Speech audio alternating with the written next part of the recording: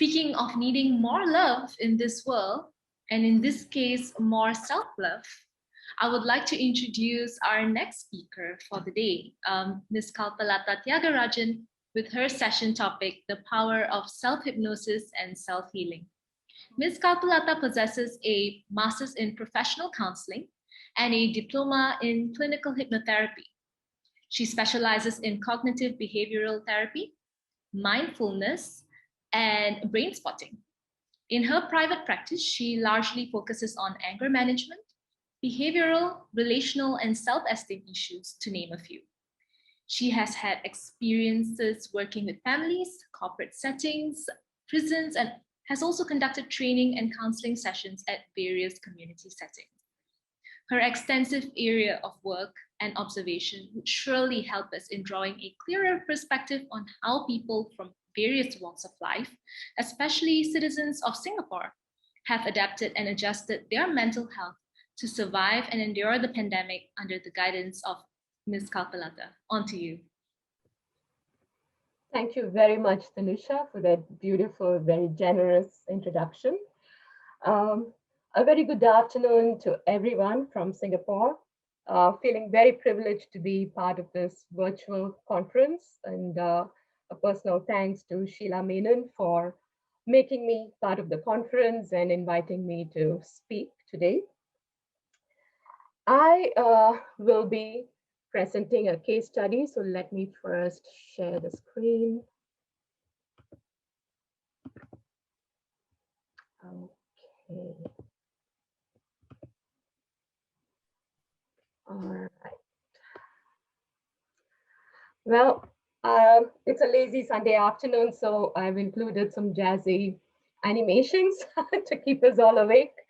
So this will be a case study with a very recent client I had over the last year. And I've used a few therapies. The major ones were CBT and clinical hypnotherapy as well. So the client suffered from OCD, and I just thought we'll have a broad overview of how the categorization of OCD is under the present DSM-5. It used to be under anxiety disorders before with DSM-4, and with DSM-5, they have a separate category under obsessive, compulsive, and related disorders. And under that comes OCD and a few other obsessional compulsion related disorders. So the difference between this and the previous categorization mainly comes from the fact that the fundamental features of this particular disorder is more obsessions and compulsions, and anxiety is more of a comorbidity that is present, and it occurs more often, but the main focus is on the obsessions and compulsions. So under OCD, the diagnostic features are it has to have a presence of obsessions, compulsions, or both. And again, they need to be time consuming, at least an hour a day, where the client, or rather the patient diagnosed with OCD is consumed with their obsessions and compulsions. And again, the symptoms are not attributable to any other substance abuse or any other comorbid medical conditions.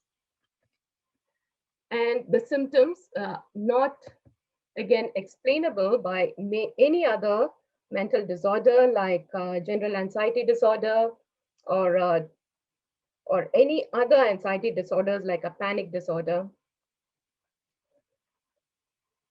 Now, we'll go into the obsessions a little more into it. According to the DSM-5, they have to be recurrent, very persistent, and any attempts to ignore, suppress, or neutralize these obsessions has to be done with the compulsive behavior.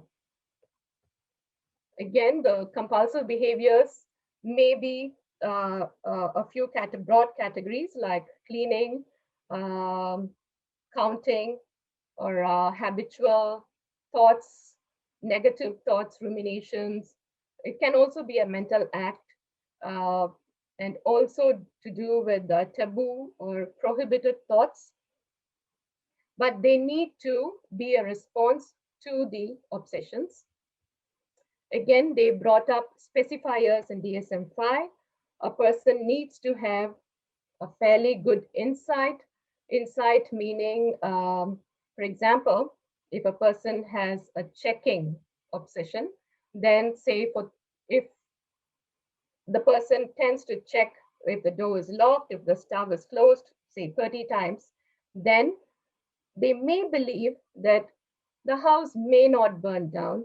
Probably no calamity will happen if I don't check for 30 times. And that's a fairly good insight. A poor insight would be if I do not check at least 30 times, then probably the house may burn down. There's a possibility of that happening. And an absent insight would be the house would definitely burn down even if I check for 30 times. So I need to keep doing it more and more and more.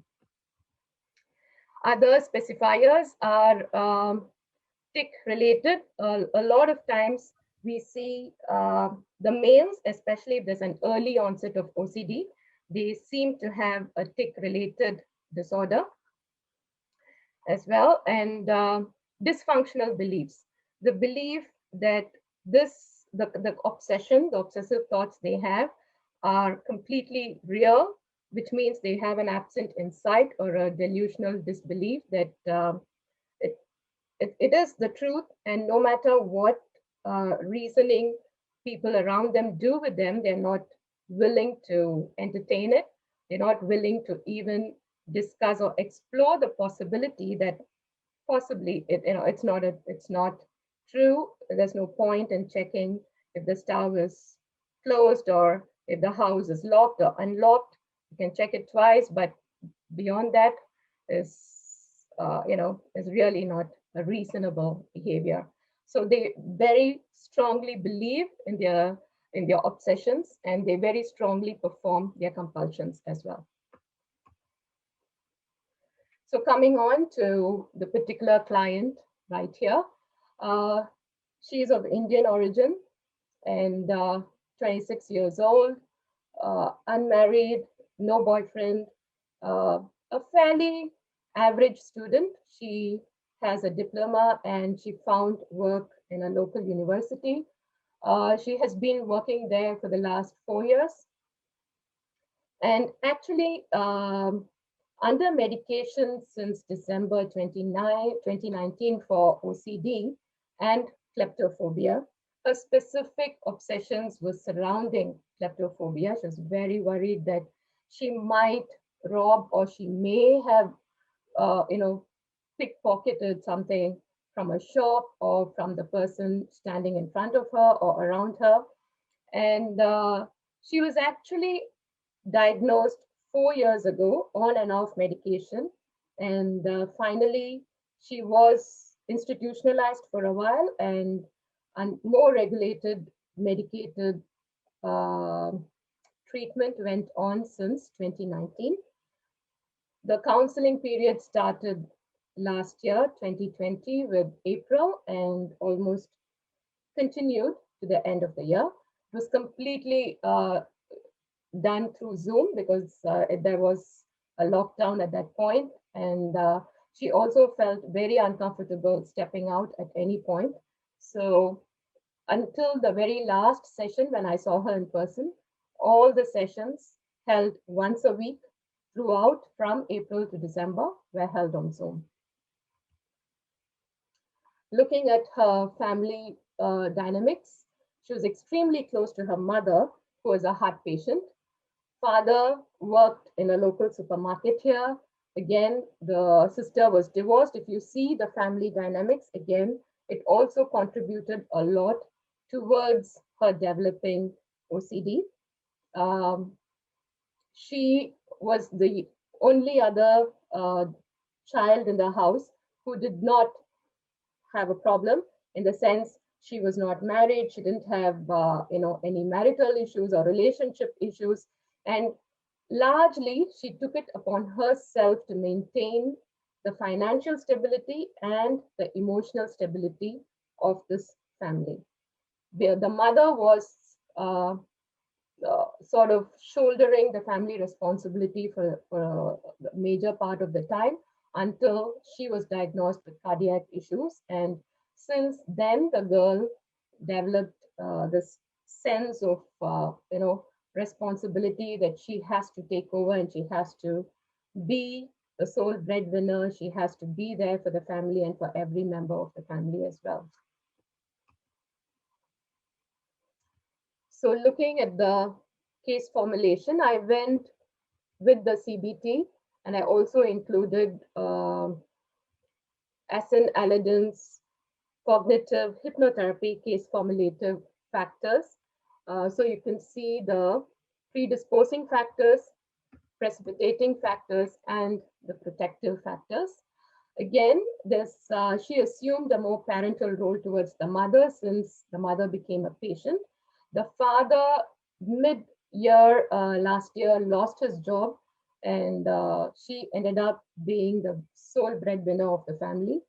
So this overarching burden that she has to,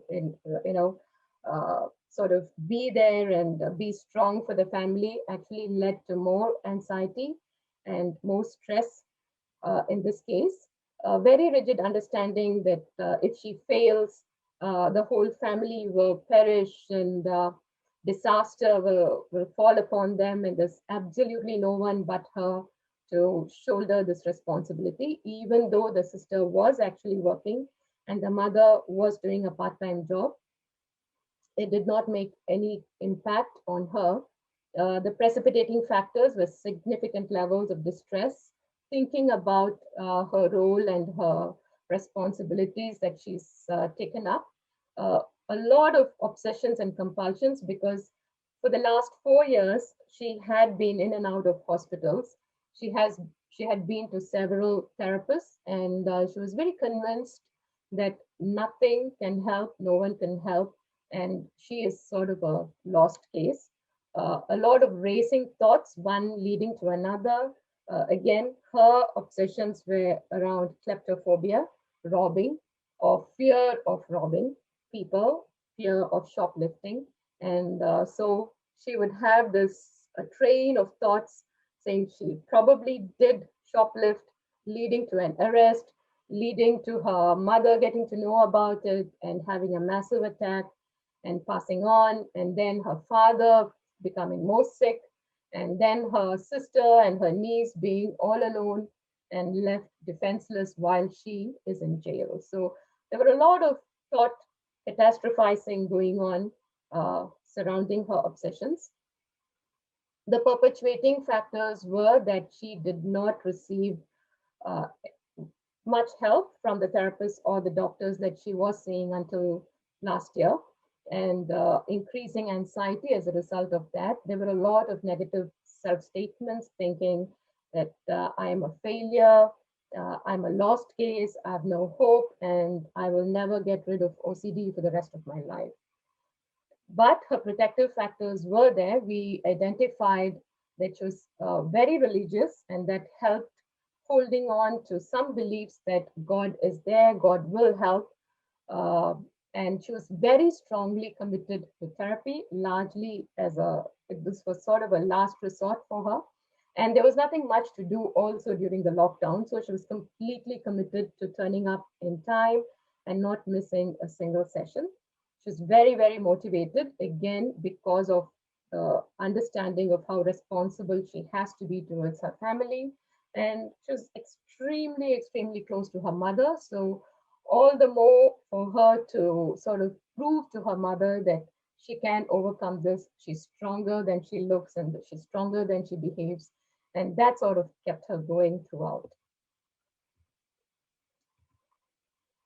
Psychological symptoms, interpersonal difficulties, psychological symptoms were with cognitive distortions, catastrophizing, her core beliefs that she's a failure, she's not worthy, interpersonal difficulties where she had absolutely no friends, she was not close to anyone beyond her mother, occupational problems was largely a desk job, and she had to commute to work thrice a week, even during lockdown. And it gave her a lot more stress and anxiety, thinking she might get arrested anytime with her shoplifting obsessive thoughts. Schemas, again, had to do with her opinion, her view of herself, of how she is, who she is, of how the world looks at her, of how her immediate relations view her and her mental issues. The negative self-hypnosis were a lot of these racing thoughts that I mentioned earlier. I'm racing a bit because I have a lot to cover and I'm very aware of the time limit. Okay, we came up with what are her obsessions and compulsions. I got her to list all of that down. So as you can see, she feels the thoughts coming up when she travels, and even sitting in her own home. If she faces the front door, she feels somehow she would have stolen from the passers-by. So she used to sit away from the door. She used to feel very vulnerable if she didn't have her laptop or her phone with her. Um, and she would imagine the consequences of shoplifting. She would listen to music at a very, very loud volume. She would have a lot of compulsive behaviors, repeatedly checking, and a rigid way of putting everything for wash, and a rigid, elaborate cleaning procedure every time she steps out of the house, even to go to the mini mart below the HDB block. Okay, then I gave her an OCD hierarchy form, and she came up with these situations, and she ranked the distress for each situation from 0 to 100. If you could see, there was a lot of worry about not being able to pay the bill if at all she's caught shoplifting, and also not being able to call her family if she does get arrested as a result of that. And again, it was all around having no money to little money, having her handphone with no charge in her handphone. And she didn't, in reality, have much money to spend.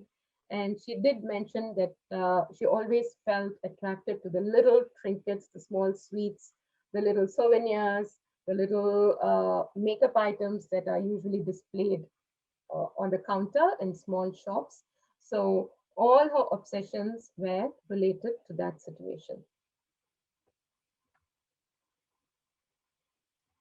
So we did a few interventions with her. I did CBT primarily with psychotherapy. So there was a lot of addressing her negative automatic thoughts, her catastrophizing tendencies, her black or white kind of a thinking, saying either it's always going to be a disaster, and there are no two ways about it. Uh, she was already taking medication from her psychiatrist, so that was more regularized, and we did quite a few relaxation techniques together. I introduced mindfulness as well for her to be more aware and more to be present rather than get drawn into her obsessive thoughts and her racing thoughts as well.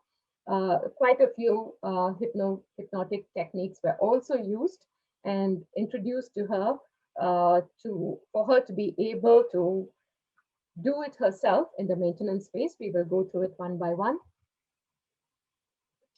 Again, as I said, ERP, exposure and response prevention, is mainly a very popular time-tested choice under CBT for obsessional compulsive disorder. So we dealt with her problematic thoughts. I gave her the basic CBT triangle, where the thoughts affect the behaviors and emotions, and there's a cycle. So we tried breaking her behavior, which was the easiest to tackle and handle at the point. So we looked at the association between the sensation it brought, the obsessions the obsessional thoughts and how it brought the distress in. And using mindfulness, she was able to also make that association and identify when it occurred. There was also an association identified between her compulsions, which is carrying out her ritualistic behavior, and which supposedly is supposed to decrease the distress, but again kept bringing it back every time she indulged in that compulsive behavior. In vivo exposure could not be done being a lockdown, so it was largely imaginary, and that was done a lot using hypnotherapy, and ritual prevention was also done using a lot of the hypnosis techniques. As I said, she was under medication, antidepressants. Um, she was very afraid of taking it. She was not very regular, but with the Zoom sessions and regular weekly once sessions, we were able to make sure that she had a diary and she would note down every time she missed, and she would report to the doctor as well. She was very, very committed to therapy. So this time she was very committed to taking her medications, very committed to also practicing all the suggestions and interventions given to her. Okay, coming to the main part here, hypnotherapy techniques. I used a lot of ego strengthening with her, and she was very open to hypnosis. She was quite susceptible to suggestions as well, and we did identify her safe place of relaxation, which was her mosque, and she gave me very specific details. So this was also again used for self-hypnosis. Uh, she would take herself off to the mosque every time she felt her anxiety rise. And she also did progressive muscle relaxation twice a day. She would do it once in the morning. She would do it again to help her sleep at night. The morning exercise helped her to be more calm, to sort of go about her days without much of a disruption because of her rising anxiety. And every time she felt the anxiety come up, she would either, if she had the time, she would do the safe place, or she would go into a quiet corner and do some breathing techniques that we taught her. Mindfulness was mostly used to keep her more grounded, to keep her more in the present.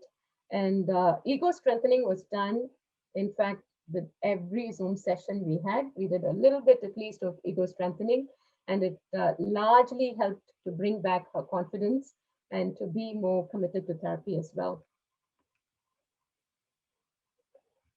Specific techniques that I used with the control room of the mind, because every time she had her racing thoughts, so we identified specific levers and wheels that controlled her racing thoughts, controlled her stress, controlled her compulsions, and she took great pleasure in going into the control room and bringing it down. And she reported, she had elaborate reports on how it helped her to control her impulses, control her thoughts, and we did a systematic desensitization using the OCD hierarchy. Every time we would take one from the list that she created, and we were able to go through the entire list she had. Again, pseudo orientation helped largely because she was very unsure initially of how she would be, and after therapy, what would be the case, and if she would need therapy lifelong. So it largely helped in her looking at herself at a future time where she was completely free of OCD and she was able to go back to a normal life, because that was her goal, to go back to how she was before she was diagnosed with OCD. And so she imagined herself with her own family and also being able to support her mother, and her mother being very proud of her. All this largely helped with bringing the interventions and having significant difference, significant effect of the interventions throughout the sessions. We did install some anchors because during the lockdown, she was still able to go down to the mini mart downstairs. So the minute she entered the approach to the mini mart. The minute she saw the name or the name board of the mini mart, that I used that as an anchor, and she would touch herself, and then she would get into this relaxed response. Direct suggestions would immediately get activated, and she would tell herself that she is going to do this without anxiety. She would be able to go in, buy what she wants, and come out without any negative incident. A lot of direct suggestions were pegged to the anchors, and she was able to largely use it. The distraction techniques, where if at any time she caught herself with her obsessions, with the racing thoughts, she would immediately use a stop technique, STOP. It basically was introduced through the ego strengthening time and during her pseudo orientation as well. Uh, Direct suggestions were given to her to activate the stop technique. Basically, S stands for stop what you're doing, what you're thinking, and take note of where you are, come back to the present, ground yourself. T was take note of everything around you, and understand where you are, and understand that you have not taken anything. And O is observe your own heartbeat, observe, and if it is too fast, bring it down. Do some deep breathing immediately before you proceed. P is for proceed, before you proceed with any action, which would be to continue with her shopping, or if she felt safer, she had a decision to take there. If she felt safer to exit the shop and come back and try the whole sequence all over again when she felt more in control. As I said, there were very, very significant results. She was even able to step out for exercise. She did a lot of walking. We introduced mindful walking to her. And gradually, she was able to have a very fulfilling lifestyle. She was able to go out, take her mother out, do some grocery shopping for the family. Uh, and it was so significant that she actually ended up securing a promotion, and she was able to realize her dreams of going on for further education, and being able to actually step out again, go to the university, do the necessary application process, and still she was able to juggle her work without rising, without increased anxiety, without increased stress. And finally, she did come and meet me in person at the end of the year, towards the end, and she was very, very grateful and very happy. She told me that the self hypnosis worked a lot, especially pseudo orientation in time and control room of the mind as well. And she does it regularly all by herself during her self hypnosis sessions.